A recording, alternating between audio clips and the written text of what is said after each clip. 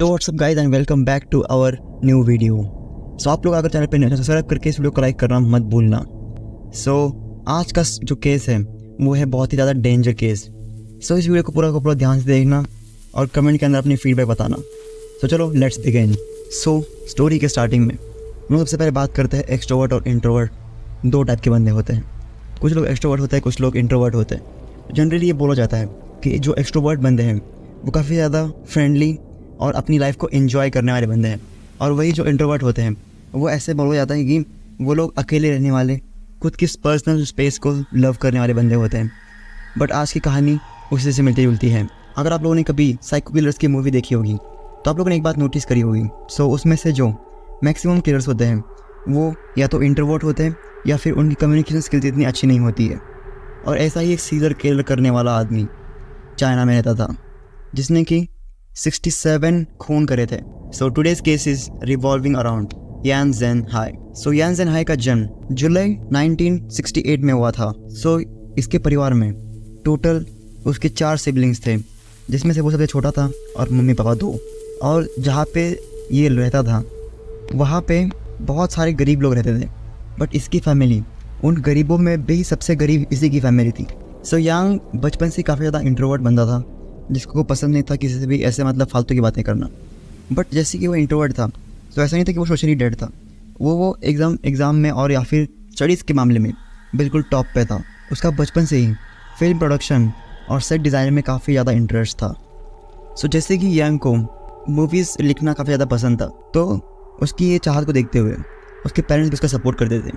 सो ऐसे ही यांग हमेशा अपने रूम में बैठकर कुछ ना कुछ लिखता रहता था, मतलब कुछ ना कुछ स्क्रिप्ट ऐसे लिखता रहता था। बट जब यांग के मम्मी पापा ने एक बार उसकी स्क्रिप्ट देखी तो वो हैरान रह गए। सो वो स्क्रिप्ट ने कुछ ऐसा लिखा था कि वो उसकी एक अलग सी दुनिया है जिसके अंदर अलग से लोग रहते हैं। एंड उसने अपनी इस दुनिया का नाम भी रखा था प्लेड ऑफ बास, ये उसने नाम दिया था उस जगह को। एंड उस बुक के अनुसार वहाँ पे उसके खुद के लोग थे, खुद का ही कॉन्स्टिट्यूशन था, खुद के ही रूल्स थे, मतलब सब कुछ वो इंडिपेंडेंट करना चाहता था। पहले तक उसके पेरेंट्स काफ़ी ज़्यादा खुश हुए कि उनका बेटा कितना क्रिएटिव है और अच्छी क्रिएशन कर रहा है, एक मूवी लिख रहा है। बट जैसे जैसे उसके पेरेंट्स ने ये मूवी आगे पढ़ी, उनका होश एकदम आसमान फाड़ के ऊपर चला गया था। सो इस स्क्रिप्ट के हिसाब से यांग का कैरेक्टर इस स्क्रिप्ट में हीरो का नहीं बल्कि विलन का काम करता था। मतलब वो एकदम एक टाइप का डाकू था, बट स्टोरी एकदम उसकी तरह मैच होती थी। वो भी एक इंट्रोवर्ट था और स्टोरी के अंदर का कैरेक्टर भी इंट्रोवर्ट था। सो ये स्टोरी जो थी ये मेनली रिवॉल्व करती है कि कैसे उस मूवी का कैरेक्टर बहुत सारे कत्ल करता है और वहाँ से फिर बिना कुछ पता चले भाग जाता है। सो ये थी मूवी का मेन प्लॉट। और ये सब देखने के बाद उसके पेरेंट्स के तो होश ही उड़ गए थे। एंड उससे भी ज़्यादा उसके पेरेंट्स इस बात से चिंता में थे कि इतना छोटा बच्चा आखिर ऐसे चीज़ें सोच भी कैसे सकता है। एंड ये सब होने के बाद भी वो इतनी डिटेल में लिखता था अपनी स्टोरी को कि वो हर एक लोकेशन लिखता, उसका टाइम लिखता, उसकी डेट लिखता, मतलब वो एकदम प्रिसाइज था अपने प्लान के लिए। सो यांग की मम को ये डर था कि कहीं यांग ये सारी चीज़ें असल ज़िंदगी में ना कर दे। सो उसके पेरेंट्स को चिंता सता रही थी कि वो ऐसा काम अपने स्कूल में ना कर दे, क्योंकि उसका स्कूल में एक भी दोस्त नहीं था। बट ऐसा बिल्कुल नहीं था। यांग अपने स्कूल में बिल्कुल डिसिप्लिन और अच्छा बच्चा था। वो ऐसा बिल्कुल नहीं करता था कि भाई चलो अब इसको मार दिया, ऐसा बिल्कुल नहीं था। सो 1985 में यांग ने अपनी स्कूलिंग छोड़ दी थी, और उसके लिए उसका एक्सक्यूज़ ये था कि जो स्कूल के बच्चों की आवाज़ है वो उसके कान में चुभती थी। और इस बात से उसके पेरेंट्स काफ़ी ज़्यादा गुस्सा हो गए उससे। सो गुस्सा होने के बाद यांग ने 17 साल की उम्र में अपना घर छोड़ दिया। एंड अपना घर छोड़ने के बाद अपना गुजारा करने के लिए यांग कोई ना कोई छोटी मोटी काम किया करता था। बट जैसे कि उसका अपनी पता नहीं उसको क्या प्रॉब्लम थी, वो कभी भी अपनी जॉब एक जगह पे नहीं करता था। मतलब हमेशा अपनी जॉब्स को चेंज करता रहता था, कभी इधर तो कभी उधर, कभी इधर तो कभी उधर। एंड फिर काम करते करते 1987 से यांग छोटी मोटी चोरियाँ करने लग गया था, जैसे कि जेब काटना ऐसे। एंड अभी उसको काम करने में काफ़ी ज़्यादा आलस आ रहा था, क्योंकि उसका गुजारा चोरी से हो रहा था। तो अभी उसको काफ़ी ज़्यादा आलस आ रहा था कि भाई अब हम चोरी करेंगे, काम वाम गया भाड़ में। सो वो चोरी करने से पहले हमेशा जिस आदमी की भी चोरी करनी है उसको एकदम एनालाइज करता था, वो भी डीपली। एंड यही सब करते करते यांग को एक दिन पुलिस पकड़ लेती है और फिर उसको मिल जाती है 8 साल की जेल। और जेल से छूटने के बाद ऐसा लगता है कि यान अभी सुधर जाएगा, वो भाई अभी ऐसा नहीं करेगा। बट कहानी तो अभी यहाँ से स्टार्ट होगी।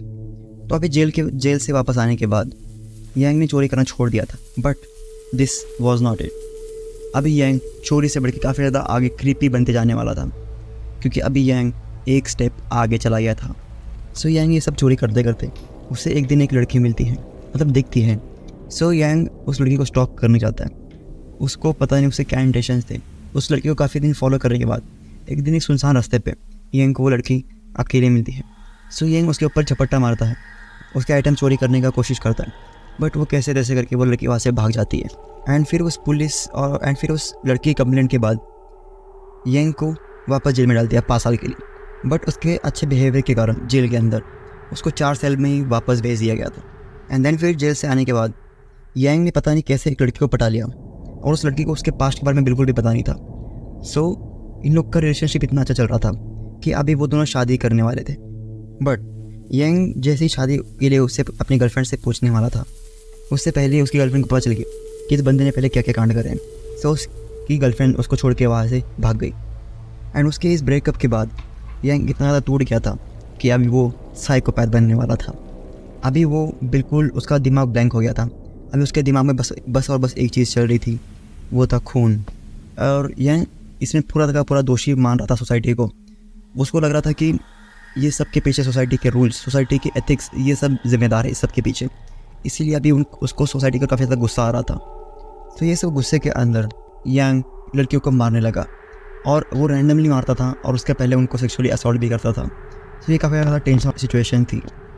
और ये सब करते करते यांग ने कुछ ही सालों में 67 लोगों का मर्डर कर दिया था। और पुलिस से बचने के लिए वो अपना हथियार हर बार चेंज कर दिया करता था, क्योंकि पुलिस को कहीं से भी क्लू ना मिले कि आखिर ये मतलब एक ही बंदा करा या फिर एक गैंग है। ऐसा उसको क्लू ना मिले पुलिस को, इसलिए वो हमेशा अपने वेपन्स को चेंज करता रहता था।